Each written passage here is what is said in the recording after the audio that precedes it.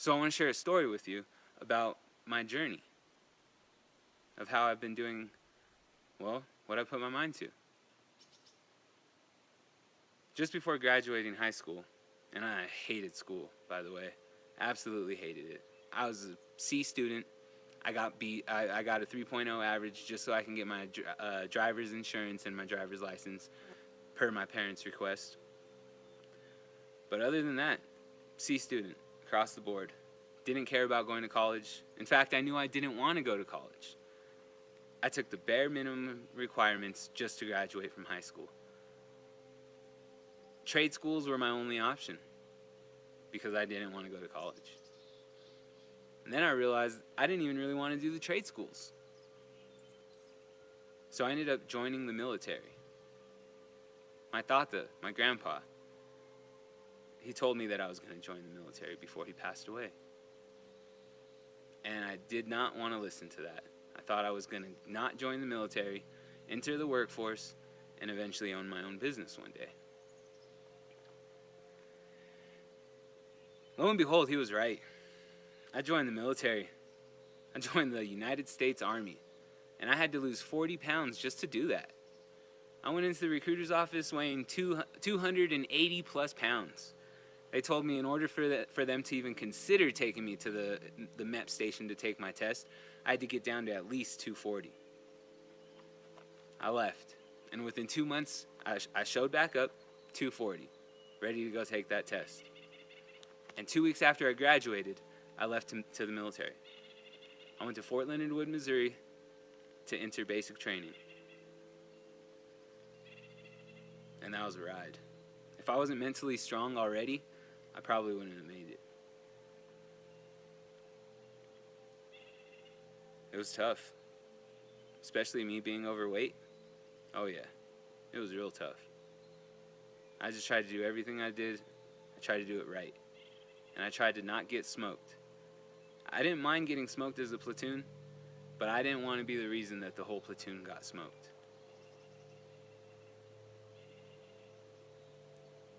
When I finished there, I went to my AIT training, which is your job training. And my job was to be a chemical, biological, radiation, nuclear, advanced warfare specialist. That's really beside the point, because I just wanted to share that with you, I guess. And once I was done with that, I went to Fort Campbell, Kentucky. You know the war movies you see with the Screaming Eagle patch, the eagle patch that says airborne on top right there on their shoulder? That's where I went. And I knew I was going to get deployed as soon as I saw my orders. I got to Fort Campbell. I joined my company. And within that year, we got our orders to go to Afghanistan.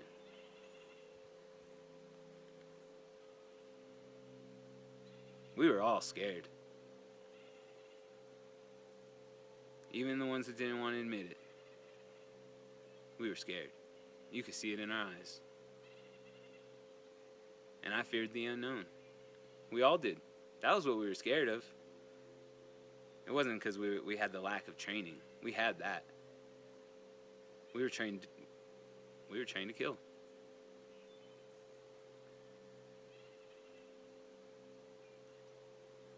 So when we went to Afghanistan,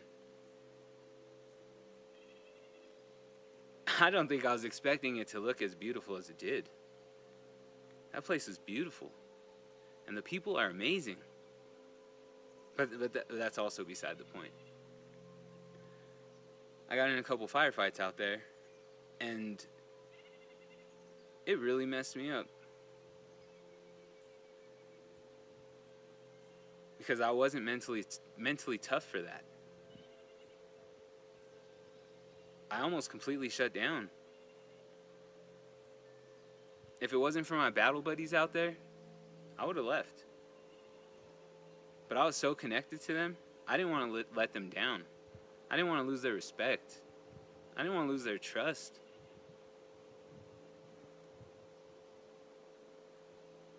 And the last thing I didn't want to happen was for me to leave and something bad happened to them.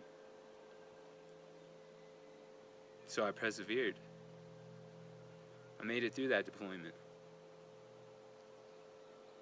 And before I got done with that deployment, I knew I needed to go back to school. And I actually made that decision about 30 minutes before fully dedicating my life to the Army. I was about to become a career soldier, 20 years plus. But I saw that school was an option, and I realized that intellects designed this entire world that we're living in right now, other than the universe designing this planet.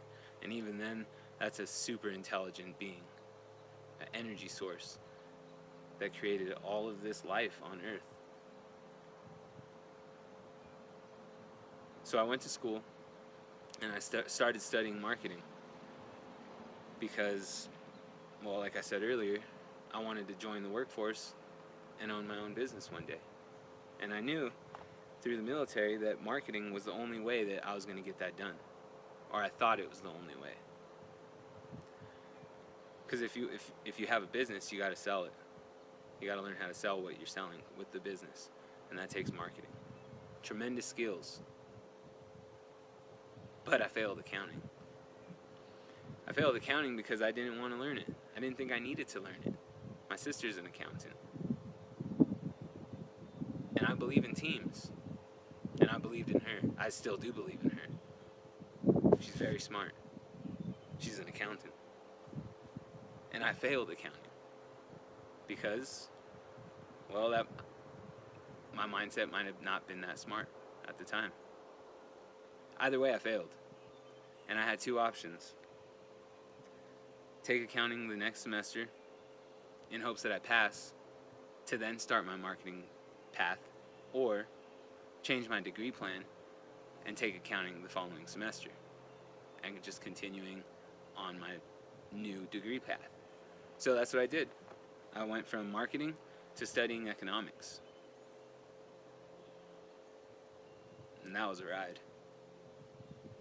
Came natural to me. Cleared up my free time.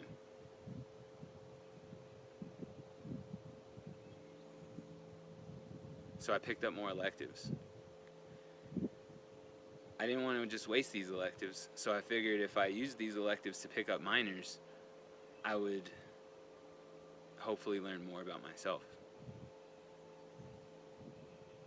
At the time, my thoughts were really bad. I had very bad thoughts. They were not healthy at all. I don't even know how I was able to function in school because of how depressed I was and paranoid about all these bad potential realities that could happen.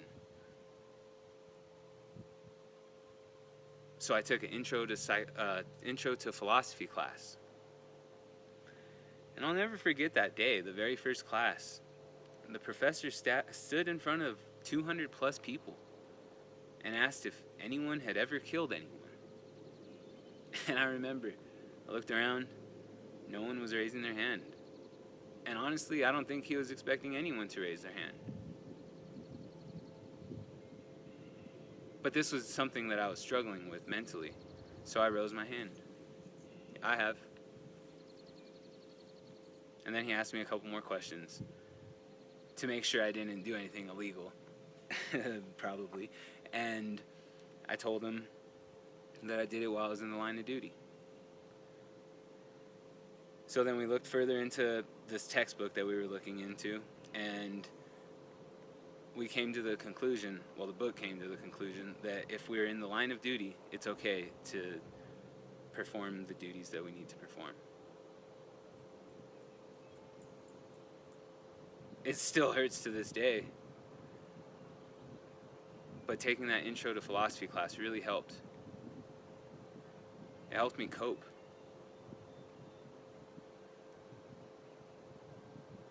And I knew the second that moment happened that I was going to get my minor in philosophy.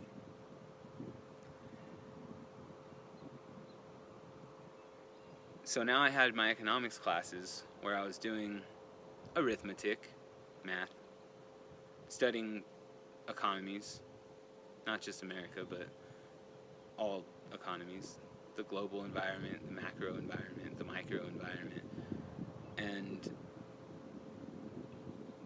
writing essays for philosophy. Those are two completely different types of homework, so I was pretty balanced. I was writing essays and I was doing math and research. And I realized I had enough to pick up one more minor with the degree path I was on and how much time I had left to complete my degree. So I took an intro to psychology, because my mind also needed help. I needed to learn how to cope with all these things that were going on in my life, because the VA couldn't help me.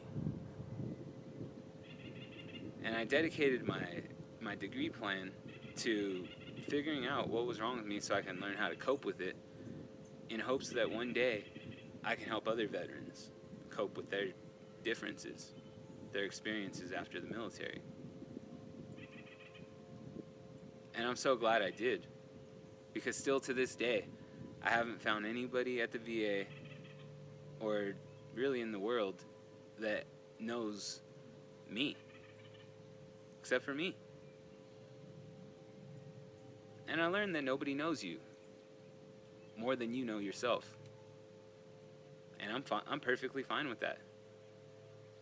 Once I accepted that, I was able to look at this degree from an entirely different perspective. I wasn't learning these things to go get a job. I already knew I couldn't work for anybody. I was doing these things to study myself. Not too many do that, studying their bachelor's degrees. And I was. I ended up combining these courses, these fields, these individual fields, into one, because I realized that they don't take into account the other fields. And because they don't take into account the other fields, all these solutions they're coming up with, they're not long-term. They're not sustainable. Some of them are, but a lot of them aren't. They're lacking that small little piece of knowledge from philosophy or economics or psychology. Because a lot of solutions have already been implemented, and they've been documented. We know what works and what doesn't. But a philosopher named Euclid brought us into his paradise, called Euclid's paradise. And he stopped just before going three-dimensional, because he knew that our minds, at that point in time, this was hundreds of years ago, wasn't ready to adopt a three-dimensional method.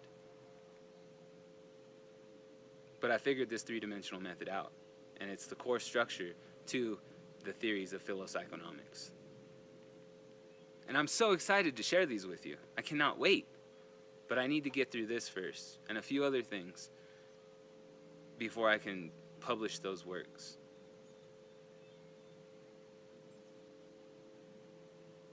One of the things I did get published, though, was #ThePowerfulDay. And I wrote that because I've been on this path of becoming sober, and I kept learning that we had to live one day at a time, and I just didn't know what that meant. Nobody was there to pass me a system that was like, this is how you live one day at a time. It just wasn't there. They all said we had to figure it out on our own, which I do agree. We do need to figure it out on our own, because we all have our own perspective. We all have our own position in life, and we all have our own Philopsychonomics. So we have to figure out what works for us on an individual level. But there are core things that I realized we can add to a system and really make this system universal, to where it works for everyone, because it takes into consideration our perspective, our Philopsychonomics. And the system is #ThePowerfulDay. It's designed to empower our lives so we can empower others, and so they can empower others, and so on and so forth, to the point where we naturally empower future generations, because we've empowered ourselves. How can we expect to empower future generations if we haven't empowered ourselves yet? It doesn't make sense. We just can't. because we can't show future generations the way. What are we supposed to do? Just assume that they're going to learn from the internet the things to do? Have you searched the internet? It's not that pretty. It's not going to empower future generations on its own. It's going to take people, entities, to lead by example. Be the torchbearer that they know they could be. And that's what it's going to come down to. So I put this system together called #ThePowerfulDay. It's really easy, simple. Anybody can do it because it's curtailed to them. And it starts the day before. We work with our team to plan the next day. That's when it starts. Teamwork. And then we go to sleep. Depending on how you planned to do the next 5 habits, depends on the order that you do them in. But when we wrote this, we realized that it was best for us to go work out in the morning, which that won't work for everybody. Some do it in the afternoon, some do it at night, and I've actually done it at night and evening and in the morning, so I know that it works. Then we would clean, hygiene. After that, we would eat as healthy as we can. Then we would go to work. And we would explore if it was our days off. We would connect with like-minded individuals who just really help us fulfill our purpose in life and help. Well, my purpose is to help. Your purpose might be different. And then the last one is just thinking and feeling.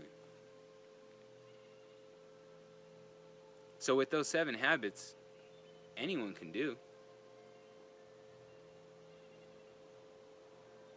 It's just a matter of how they want to do them, or if they want to do them. But if they choose to do them, if you choose to do it, you're going to empower your life. And in turn, you're going to become so attractive to yourself that others are going to become attracted to you. And they're going to want to empower themselves too. And that's how you empower others, by empowering yourself. It's a simple system that if you live it, you're able to avoid the 10 leading causes of death. Things like heart disease, cancers, car accidents, diarrhea. There's a couple other ones, but I think we're good for now. They're there. They're in the book. You can Google it. The point is that we now have a system to live one day at a time.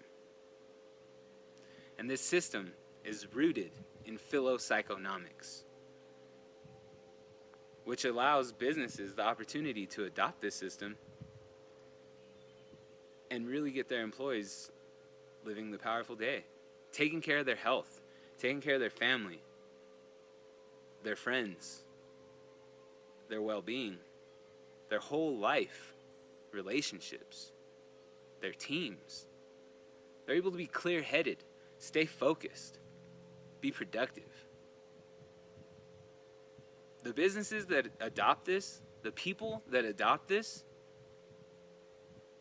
their growth rates are going to go through the roof. And I know this because I've been doing it for a little over a year now, and my growth rate is starting to go through the roof. I thought it was going to be at least another five years before I did all the internal work that I needed to do to be standing right here, right now, recording this for you. And I surely wasn't able to do this by myself. It took a team. It takes a team. It's taking a team. We're barely getting started, and we got a lot of work ahead of us. But #ThePowerfulDay is a solid example as to why Philopsychonomics is something that we should all be taking into consideration. Because we all have our own mind, which is psychology. We all have our own thoughts, which is philosophy. And we all have our own supply and demand, which is economics. And when we take the time to learn these individually even, we will figure out how to utilize the energy around us better, and we will become more effective. And when this happens, something truly extraordinary occurs. And that's that you can do anything that you put your mind to. Because all our mind has is energy. And the knowledge to use the energy. My name is JeremyReddig.com. I'm a Philopsychonomist. And thank you for your time.